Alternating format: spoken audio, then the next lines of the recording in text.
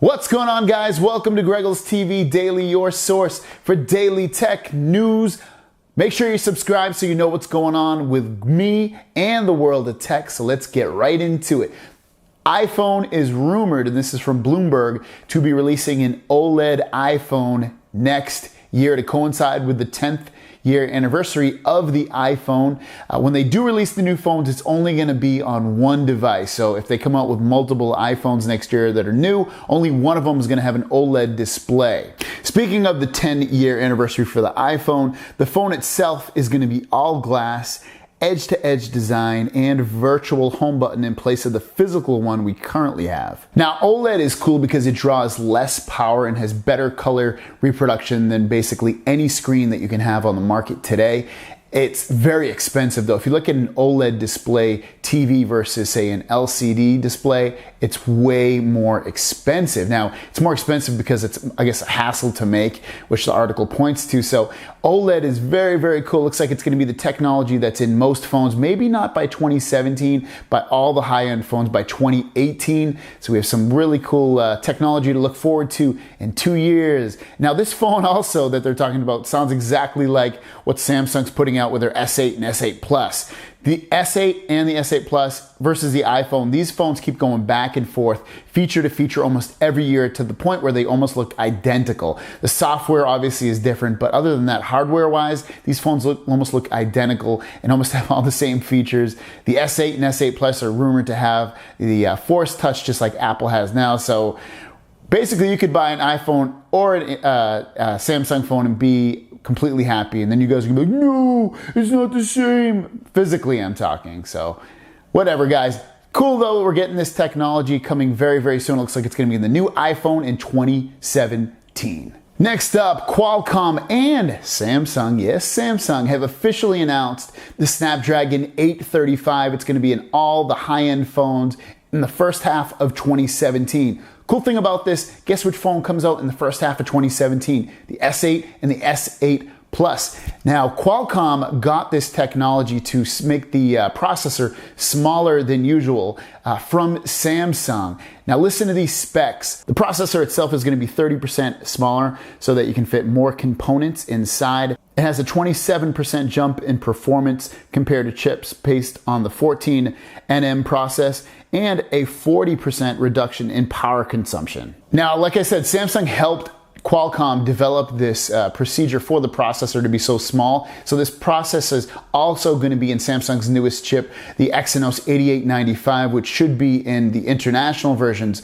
of the Samsung devices that are coming out next year. So Samsung, again, makes some of the best processors in mobile devices, and they're helping Qualcomm do the same, obviously, because a lot of Qualcomm chips are in Samsung devices, especially here in America. I love seeing this. We're going to get faster, smaller, better chips, and the A20 is no slouch on the Samsung devices. For me, for the Galaxy Note 7 and the S7, S7 Edge, I did have some slowdown with it, but that's for the software alone. I know a lot of you guys don't have that same sluggishness. I know some of you do. I know I did. So I hope the 835 is just an absolute beast, destroys any lag that software could possibly cause with it. We'll have to see though, but we don't have to wait that long, only a couple more months before we see the Snapdragon 835. Also, before I forget, the Snapdragon 835 is bringing with it Quick Charge 4, which now charges phones 20% faster than Quick Charge 3, which is currently in a lot of the devices that are out now. So 20% even faster charging than you have now is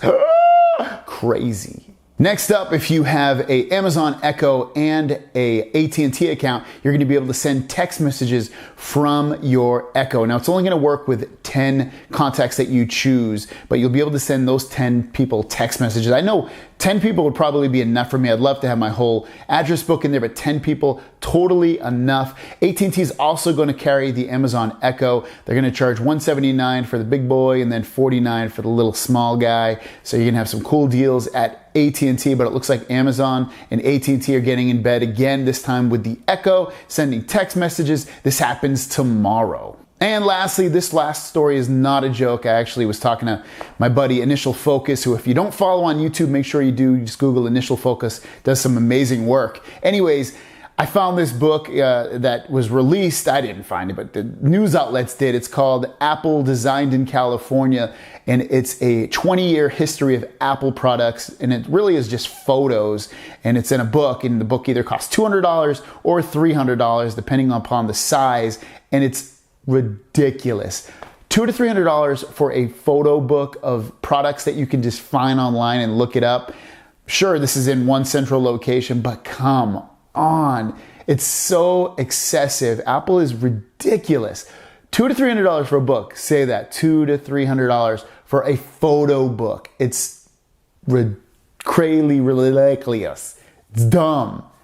Check this video out. One of the things that we've learned is the importance of listening, because as we all know, the very best ideas can very often come from the quietest voice.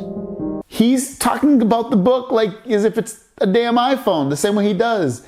It's so stupid. I'm curious if you guys are interested in the book. Let me know in the comments down below, or if you think it's completely stupid. That's your question of the day. Is the Apple book stupid, overly priced, or is it really cool and it's something you want? Guys, thanks for watching. If any questions or comments, leave them down below. And my product of the day is the Amazon Echo and the Echo Dot. Both are amazing products, both very, very similar. I currently have an Amazon Echo along with Google Home, but my Amazon Echo, what I noticed about that versus the Home is, one, the speaker is actually quite a bit louder versus the Google Home, and it's probably because it's taller and bigger. The other thing I noticed about it is it actually feels a little bit faster than the Google Home, which is something that the Google Home obviously can fix with a software update. But Amazon Echo, an amazing product. You'll be able to send text messages if you have AT&T. You can do all the music and smart home kind of stuff with it as well. You can shop on Amazon with it. It's a really cool product. Makes an excellent Christmas gift, especially that Echo Dot. If you're not looking to spend a